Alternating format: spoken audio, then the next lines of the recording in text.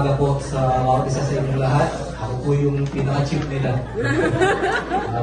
Kami po yung grupo ng Sunday School na Fathers, no, 35 below po. No? And yung title po ng aming live singing skit po, no, yung Bantay ng Pananampalataya. Yan po yung magiging role po nila.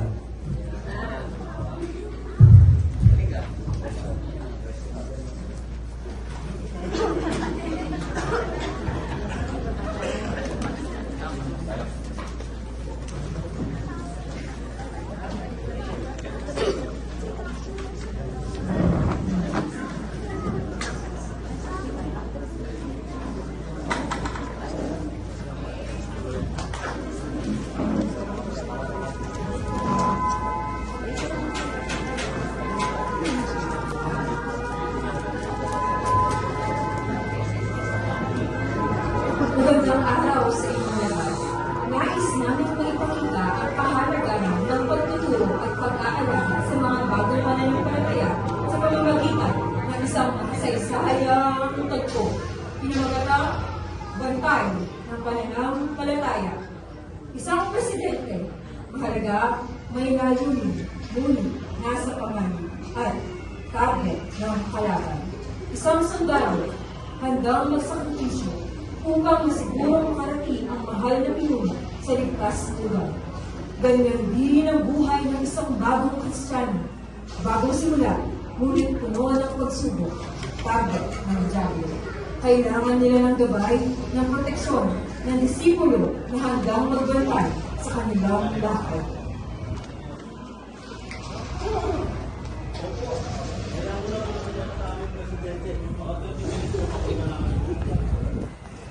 Presidente, napapaligiran na po tayo ng mga rebelde. Kailangan po natin lumipat dapat dito.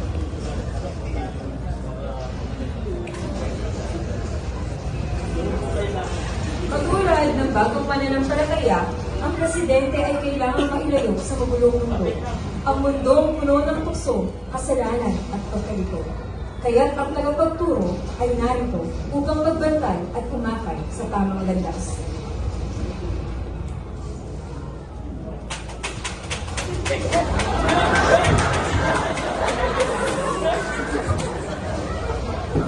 Bakit pa po protektahan kita, Presidente?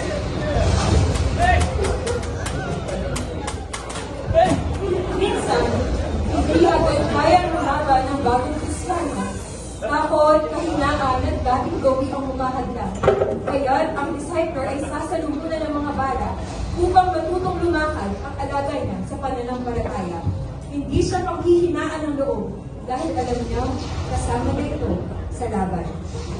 Ayun naman! Bakit na, Presidente?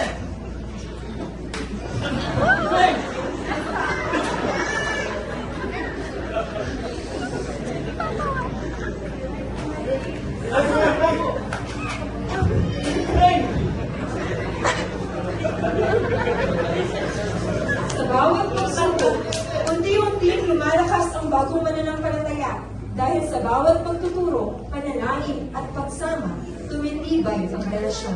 Tumitibay din ang tiwala na hindi siya nag-iisa.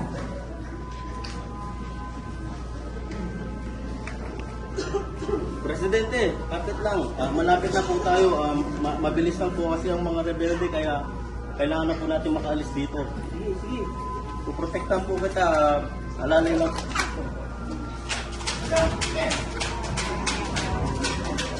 Di kayo magtatagumpay sa masamang balak sa aming Presidente. Beng! Beng! Beng! Ah! Presidente, kailangan mo nang tumayo sa sarili mo. Tulungan niya. I-order niya ang Presidente pero kailangan mo lumaban. Hindi, hintayin mo ako dyan. Hindi mo nanalo. Napaligiran na namin kayo.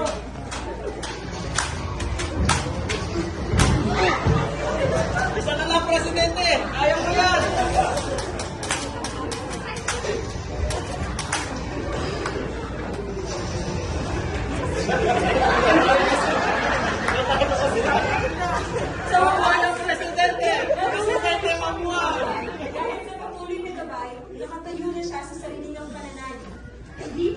ang laban, pero ngayon, may lakas na siyang harapin ito kasama ang Diyos.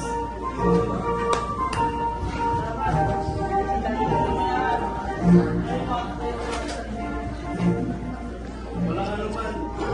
Hindi ba ito mabuhat na alam?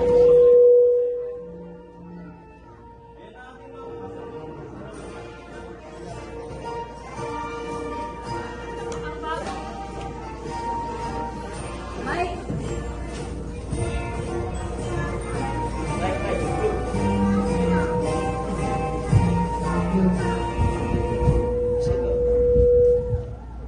Ang bagong mananampalataya. Wala pa rin. Hello. Yan.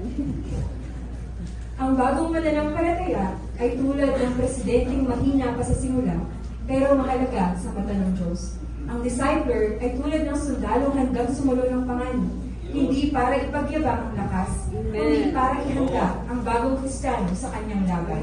At ang simbahan ay ang support team, naghihintay, sumusuporta at nagdiriwang sa bawat tagumpay. Sa pagtuturo, pagdarasal at pananatili, nabubuo ang isang matatag na relasyong may layunin dahil ang bawat isa patungo. Ngunit itong kwento ay isang ilustrasyon lamang. For we wrestle not against flesh and blood, but against principalities, against power, against the ruler of the darkness of this world, against spiritual wickedness in high places. Nawa, sa bawat struggle na haharapin ng bagong mananampalataya, ay andyan tayo upang sila ay magabayan, matulungan at maalagaan. Kami ang Batang Ama. Nagkahan po natin yung po po